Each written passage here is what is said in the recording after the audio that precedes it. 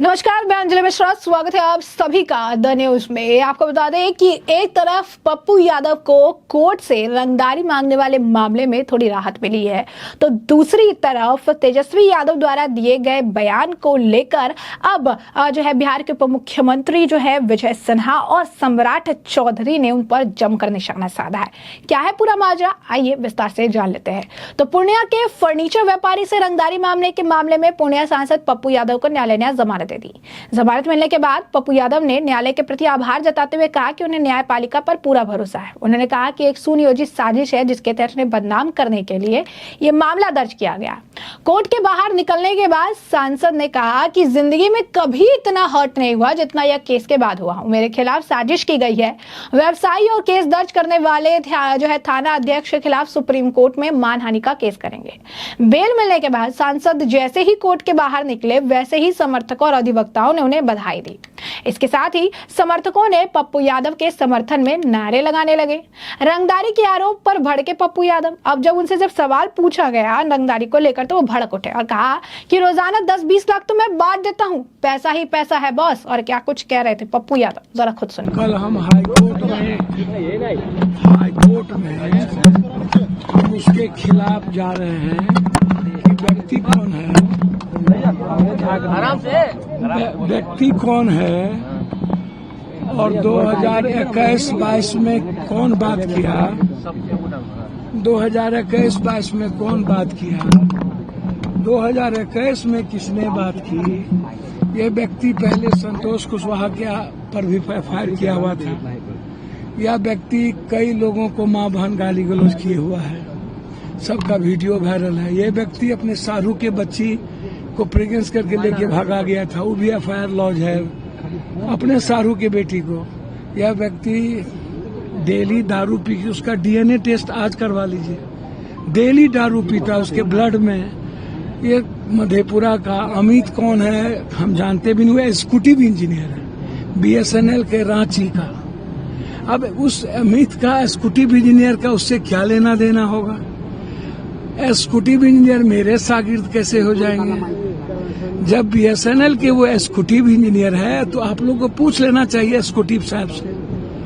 और उसके बाद 21 का में क्या बातचीत हुई, 22 में तो 21-22 के 4 साल के बाद एसपी साहब को ये एफआईआर दर्ज करना चाहिए इस फ्रॉड का।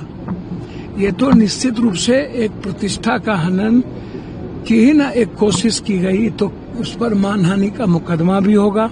हाई कोर्ट में इस एफआईआर की ऑथेंटिसिटी का कल हम करने भी जा रहे हैं, पूर्णिया में भी करने जा रहे हैं।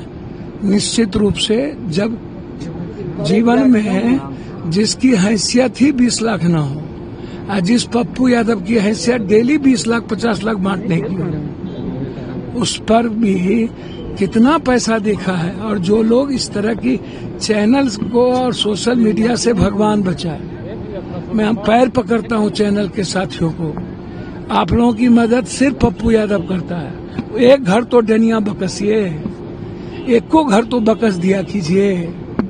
किसी को आप लोग नहीं छोड़ते हैं। आप लोग किसी के हैं या नहीं? साजिश के तहत हुई है क्या? साजिश है भैया, फिर वही बात, आप लोग किसी के हैं कि नहीं, हम आप लोगों के बारे में जानना चाहते हैं। आप लोग का ये किसी का है कि नहीं? जिस थाली में खाते हैं उसी में आप लोग छेद करते हैं। हाँ? जो आदमी डेली 10-20 लाख रुपया बांटता हो उस पर भी कोई बात हो सकती है। और जिसको हम जानते नहीं हो, आप जांच करते ना कि पप्पू यादव से कभी मिले कि नहीं, पप्पू यादव से इनकी बातचीत हुई कि नहीं। 21 की बातचीत कब, वो पनोरमा ग्रुप के एक संजीव मिश्रा है, पनोरमा ग्रुप के एक संजीव मिश्रा हैं, जिनका वो 1 करोड़ रुपया रखे हुए हैं। उनका चेक बाउंस है पनोरमा ग्रुप के संजीव मिश्रा के साथ। शैलेंदर नाम का एक लड़का है मधेपुरा का, वो भी बिजनेसमैन है, उसका भी चेक बाउंस है। 21 में एक पंचायती हुई थी जिसमें उनको पनोरमा के संजीव मिश्रा का पैसा देने की बात, संजीव मिश्रा मारपीट कर रहा था तो हम ही बचाव करके बोले भैया पैसा दे दो, मारपीट मत कीजिए। 21 के बाद आज तक कभी जाने नहीं, समझे नहीं।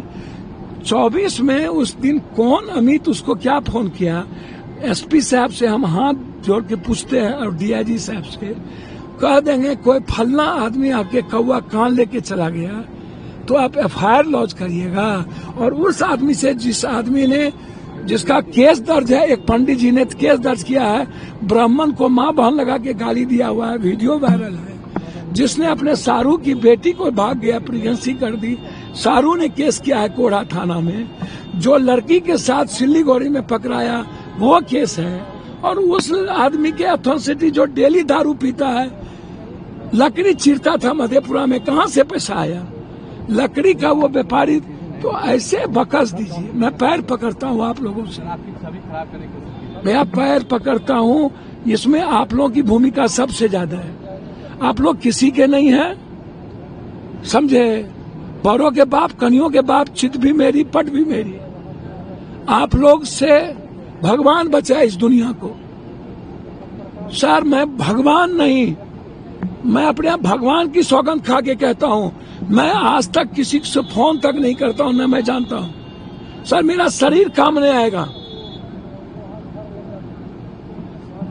और उसके बाद जो मन में आता है सो करते हैं। सर आप लोग आदमी हैं, क्यों टॉर्चर करते हैं सबको, क्यों जीने नहीं देते हैं किसी को।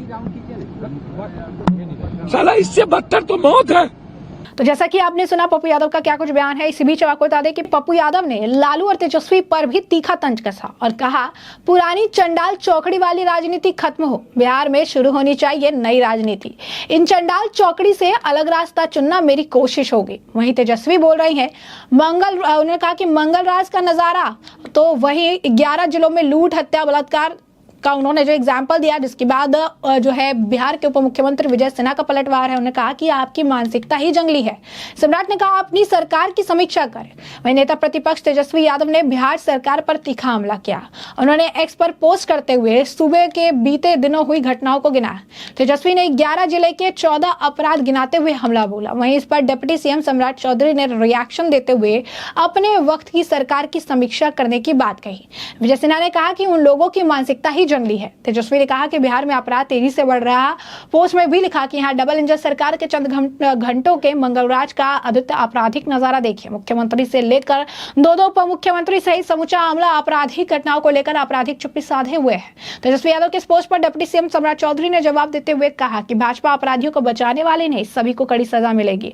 अपराधियों को छिपा कर रखने वाली पार्टी तो राजद है। वहीं आरजेडी नेता तेजस्वी यादव बिहार के उप मुख्यमंत्री विजय कुमार सिन्हा जो है, उन्होंने भी इस पर प्रतिक्रिया दी और कहा ये वही लोग हैं जो जंगल राज को गुंडा राज में तब्दील कर देते हैं, और ये लोग जो हैं इनको कितनी बार निकाल देते हैं, कितनी बार हटा देते हैं, फिर ये चोर दरवाजे से जो है ये पीछे आ जाते हैं। इनकी आदत हो गई है चोर दरवाजे से आने की, और ये चोर दरवाजे से ही अंदर आने का प्रयास जो है करते रहते हैं। यही नहीं, इस दौरान उनका जो बयान है जहां पर वो कह रहे हैं कि हमने जंगल राज को उखाड़ कर फेंक दिया, बीच बीच में चोर दरवाजे से जंगल राज वाले लोग घुसकर अपनी जंगली मानसिकता के लोगों को पोषित किया है। जब बीमारी शरीर में फैल जाती है तो इसके इलाज में काफी समय लगता है। तेजस्वी अपनी सरकार की समीक्षा करें, ऐसा बीजेपी के नेता द्वारा कहा गया है।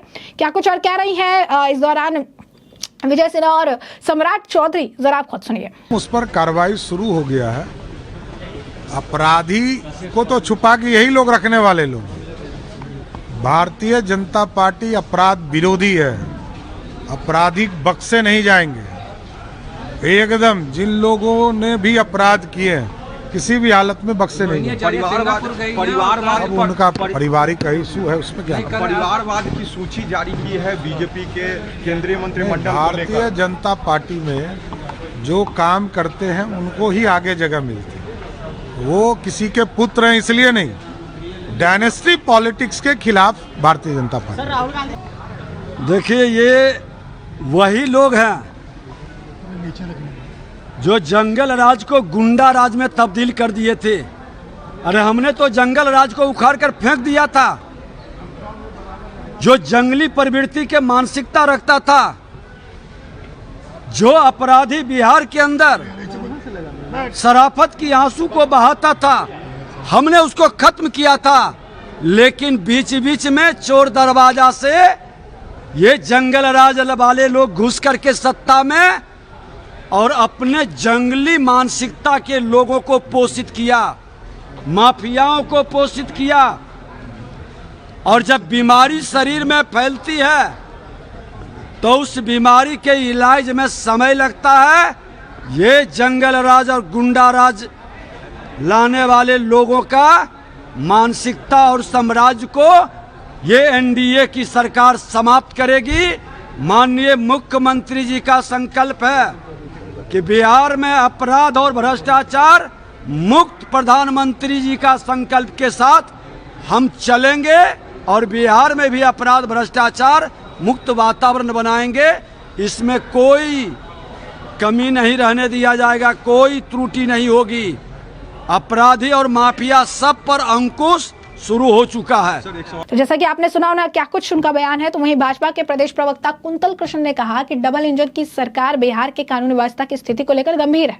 जो घटनाएं हुई उनको गंभीरता से लेते हुए जांच की जा रही है। तेजस्वी यादव की यही भावना अगर उनकी सरकार के लिए होती तो बिहार में जंगलराज वापस नहीं आता। तो जंगलराज 1 और 2 में उनके और उनके परिवार दल ही की देन है। कहा कि लॉ एंड ऑर्डर सिचुएशन के लिए अभी इतने गंभीर है, उम्मीद है कि इसी तरह अपनी सरकार के वक्त भी गंभीर रहे होंगे। उस वक्त की समीक्षा आप क्यों नहीं करते हैं, ये बात उनके द्वारा जो है कही गई है। तो कहीं ना कहीं अगर आप देखेंगे तो ये जुबानी जंग इनके बीच है। कहीं ना कहीं काफी सारी बातें जो है इनके द्वारा कही जा रही है, सारी चीजें जो है ये कह रही हैं और बातें जो है बता रही हैं, बयानबाजियां जो इनके बीच चल रही है। ऐसे में हमने आपको जो पूरा मामला है ये बड़े विस्तार से बताया है कि यह पूरा मामला क्या है, किस तरीके से बिहार की राजनीति में इस वक्त जमकर बयानबाजियां हो रही हैं, चीजें कही जा रही है, काफी कुछ बयान दिए जा रही हैं। तो वहीं इस मामले पर आरजेडी के नेता संतोष कुमार सुमन का भी बयान है, जरा सुनिए क्या कह रहे हैं। जैसा कि आपने सुना, वो कह रहे हैं कि उनको आइडिया ही नहीं है कि क्या हुआ है, क्या हो रहा है। उनका कहना है कि अगर उन्होंने कुछ गलत किया है, अगर चीजें हुई है, तो उन्होंने कहा कि उनका तो ये मतलब उनका नेचर रहा है, वापस से इसी वजह से उनका नेचर वापस आ गया होगा। तो ऐसे में आपने कई तरह के बयान भी सुने, पप्पू यादव की बयान भी सुने और ऐसे में बीजेपी की प्रतिक्रिया भी सुनी है। तो ऐसे में इस पूरे मामले पर आपकी भी जो राय हो कमेंट सेक्शन में कमेंट करके जरूर साझा करिएगा। धन्यवाद।